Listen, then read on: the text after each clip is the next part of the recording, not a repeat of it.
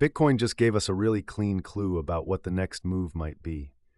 Today, Bitcoin dipped, got bought, pushed up into the 93,000 area, and then got rejected.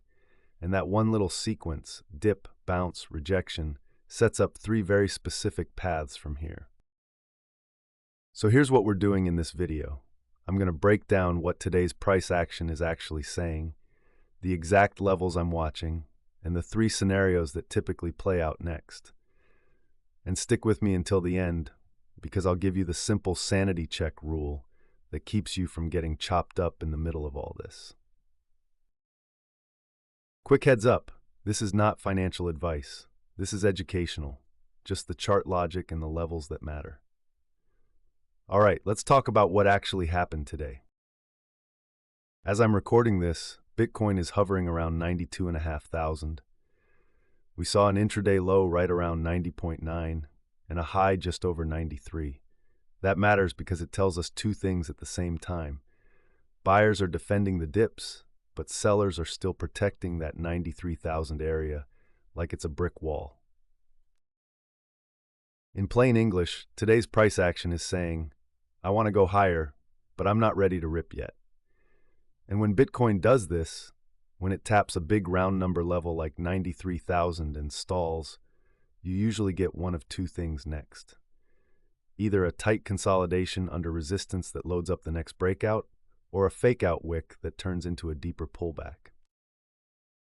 So let's make this simple. I'm watching three scenarios, but before we get into them, I want you to do something real quick because it'll make you a better trader, and it helps this channel too. Drop a comment with just one number. Type 95 if you think Bitcoin breaks 95,000 first, or type 90 if you think we retest 90,000 first. No essays, just 95 or 90. I'm genuinely curious where your head is at. Now let's get into the levels, because without levels, you're just guessing. The big resistance zone is right where we already got rejected, roughly 93,000 to about 93.2 or 93.5. That's the area that needs to break and hold if the bulls want the next leg up. On the support side, the first area is around 91-ish to 91.2, and then the big one is today's low around 90.9. If that level breaks and we can't reclaim it quickly, that's when the pullback scenario becomes way more likely. Okay, now the three scenarios. Scenario A is the bull continuation. This is the one everyone wants, and it's the cleanest if it triggers. For this to happen, Bitcoin needs to break above that 93.2 to 93.5 area and actually hold it, not just spike above it for 10 minutes, not just wick it and come right back down, but hold it with real acceptance. If we get that, the market usually starts targeting the next overhead zones, around 94.5, and then the big psychological area at 95,000. And here's why 95 matters. Round numbers act like magnets. A breakout above 93 that holds often pulls price toward the next everybody's watching level. That's where stops, breakout orders, and momentum traders tend to pile in. So if 93 turns into support, 95 becomes a very realistic next target. But you only get to be bullish in scenario A if the market proves it. No proof, no party. Scenario B is the range and digestion. This is honestly the most common outcome after a tag and reject like we saw today. In this scenario, Bitcoin keeps rejecting around 93,000, but it also keeps holding above that 91 to 91.2 area, and especially above 90.9. So what happens? Choppy, annoying, sideways movement. The kind of price action where you think it's breaking out, it doesn't. You think it's breaking down, it doesn't. And the market basically traps impatient traders on both sides. If this is the scenario we're in, the best strategy for most people is not to overtrade it. You let the range form. You let the market show its hand. Because ranges are where Bitcoin builds liquidity for the next real move. And I'll say it like this. If you're constantly getting chopped up, it's usually because you're trying to force a directional trade inside a market that's not trending. Scenario C is the pullback and failed breakout. This is the one nobody likes, but you have to respect it. If Bitcoin loses today's low, around 90.9, and then it can't reclaim it quickly, that's a warning sign, because it tells you the buyers who defended that dip just got overwhelmed. And once that happens, the market usually starts hunting the next pockets of liquidity.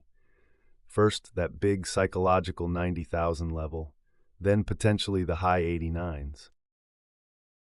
And if momentum builds on the downside, you can even see deeper retests into the high 87s to 88s area, depending on where the most recent demand has been sitting. Now, does that mean Bitcoin is over? No, not at all. Pullbacks are normal, but the difference between a healthy dip and a trend shift often starts with whether key support holds or fails. Now let me add one important piece of context that a lot of people ignore: flows and catalysts. We've had supportive spot ETF flows recently, real, measurable demand, like around 470 million in net inflows on January 2nd. That matters because it can provide a bid under the market when dips happen. At the same time, Bitcoin has been trading more like a risk asset lately, meaning macro news can move it fast. So you want to be aware of the next big volatility catalysts on the calendar: the U.S. jobs report on Friday, January 9th, CPI on Tuesday, January 13th, and then the Fed meeting January 27th and 28th. Even if you don't trade the news, those events can create the kind of sudden spikes and wicks that blow up tight stop losses and trigger fake breakouts. So if you're wondering why Bitcoin looks calm and then suddenly goes crazy, this is usually why. All right, now here's the sanity check rule I promised. This is the simple filter that keeps you from getting chopped. If Bitcoin breaks above 93,000, I want to see it hold above 93,000.